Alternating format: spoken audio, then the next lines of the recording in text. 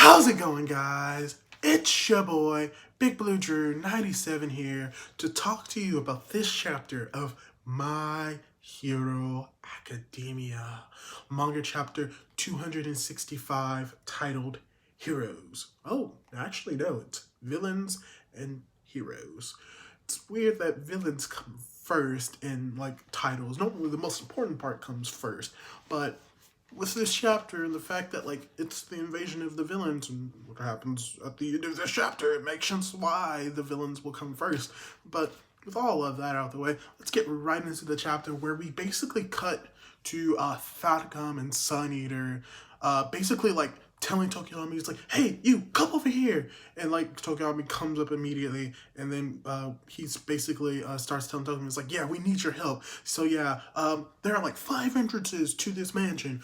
4 of them are already gone thanks to Cementos, but this 5th one is already we need some help to close it. And Tokiyami, without missing a beat, he's like, okay, so you need me to close it. And Fatcom's like, that's the attitude. You catch on quick.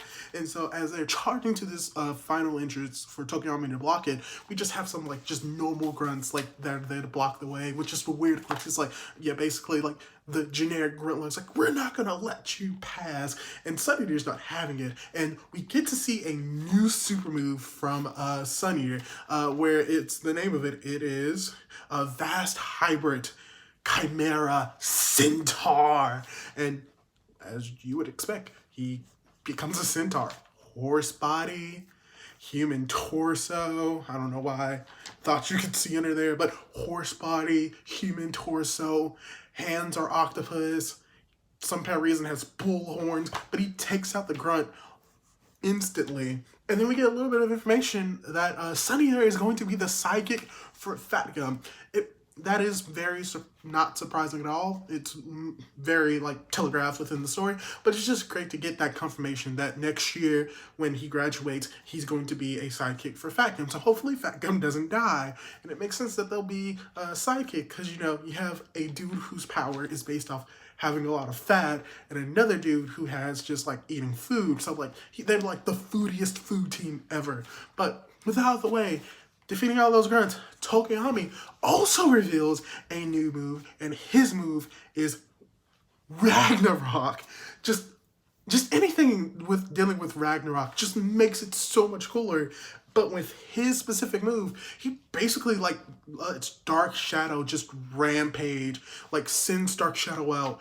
Dark Shadow gets big because they're underground, and then just begins to wreck everything. And unfortunately, Destro tries to stop him, goes into his fully stressed out body mode, just goes up against Dark Shadow, looks like a kaiju battle, but because his legs are metal, and with so much force, literally Dark Shadow just throws him up against the wall, bursts him up against the wall. Destro's just looking like, what?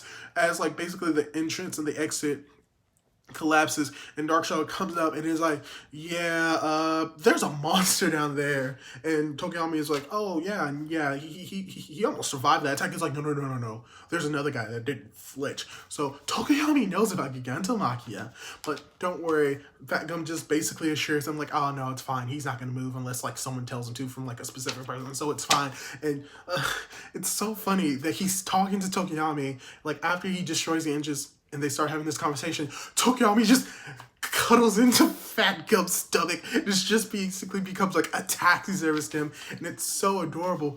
But then Tokiyami also learns about what Hawks has been doing, and how he basically infiltrated the Paranormal Liberation Front, which gave them information on how to break in and where they are and all of that information. So Tokiyami hears this, so he knows about Hawks basically being a double traitor for them.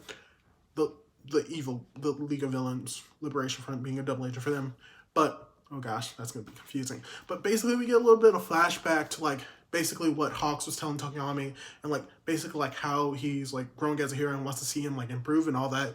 And Tokiyami's like, oh yeah, I want to see Hawks. And with that single line of dialogue, a death flag is raised for Hawks.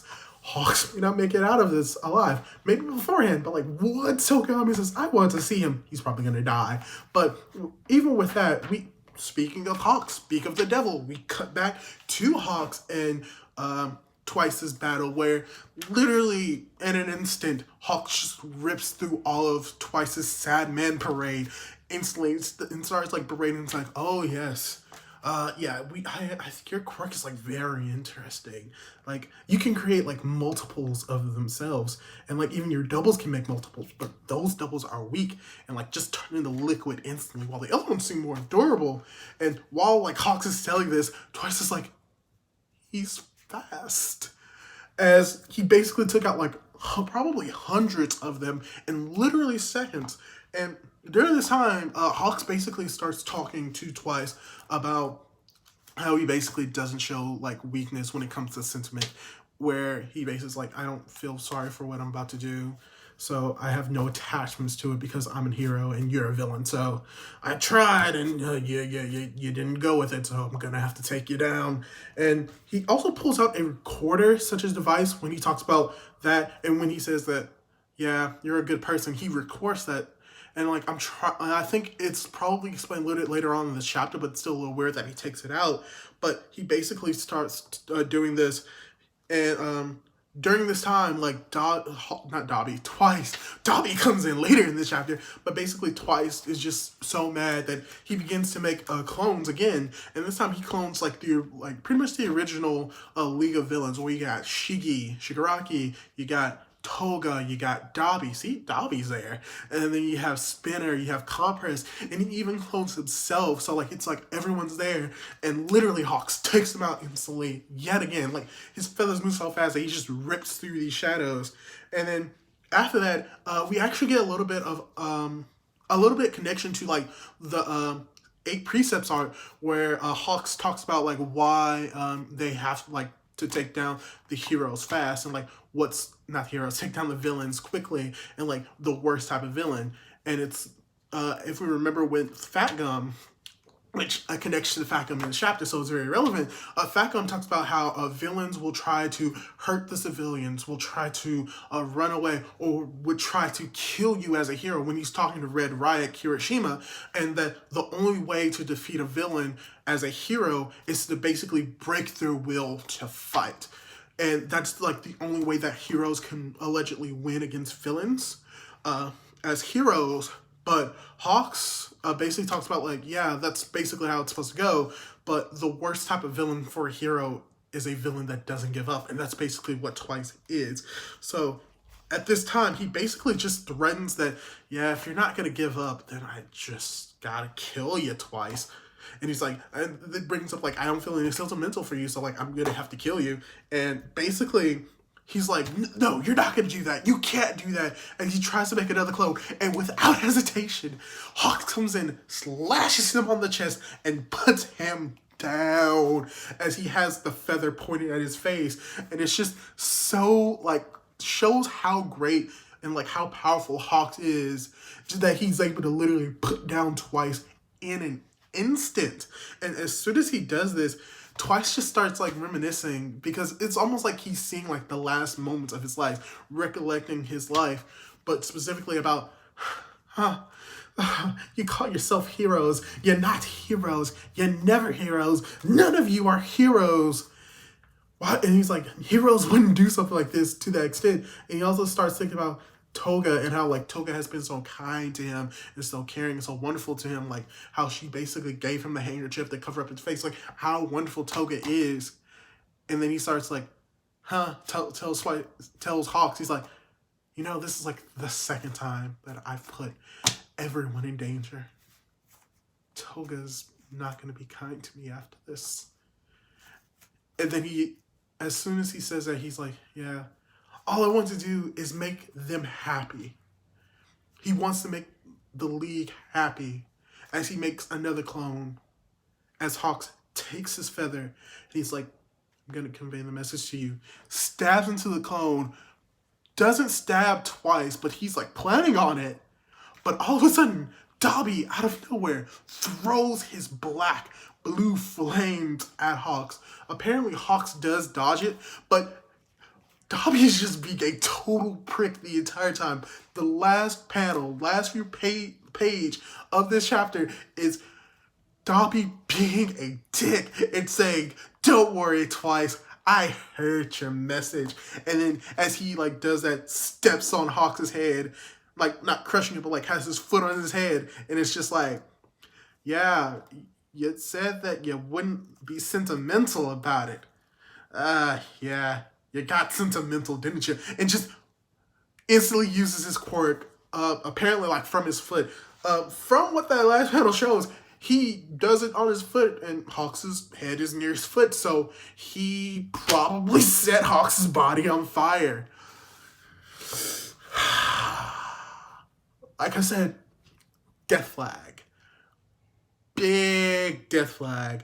Tokoyami basically doomed Hawks to die in this chapter, but yeah, this chapter was really good. I really did enjoy that Tokoyami got was able to show like how strong Tokoyami actually is, because we know that he's strong, but the fact that he was able to take on Redestro and literally push him towards the wall, something that Shigaraki was barely able to do before he's getting these upgrades, just shows how strong he is, as well as like how he's going to be a great hero and how he has gotten control over Dark Shadow. But what I also enjoyed is just more of the interaction between Hawks and Twice, and just getting more like character development and character growth from Twice and from Hawks. And even towards the end of this, we're getting like a little bit more development from like Dabi, and how at first, like if you remember, he was like someone who like didn't care, followed Stain's ideas, just wanted to burn everything.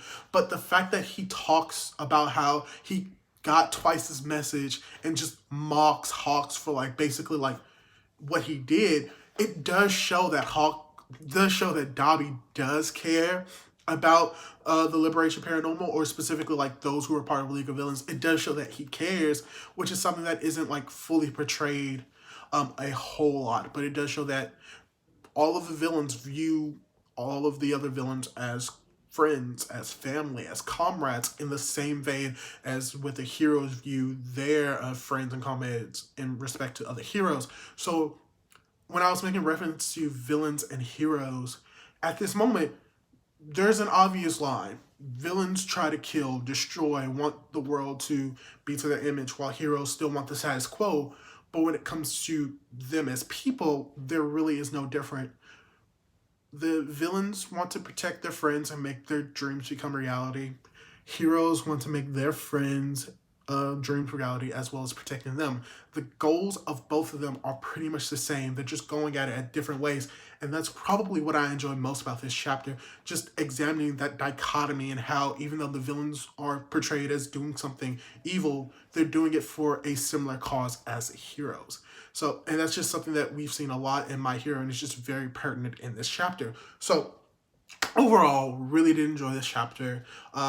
Luckily enough, there is no break next week, so we'll probably most likely get a conclusion of what we're going to see here. And if not, we may cut over to the hospital where Endeavor is, or we may do like what we kind of did right now, just jump randomly back to like another part of the battle, possibly for what Deku, Bakugo, and all of them, how they're evacuating the city.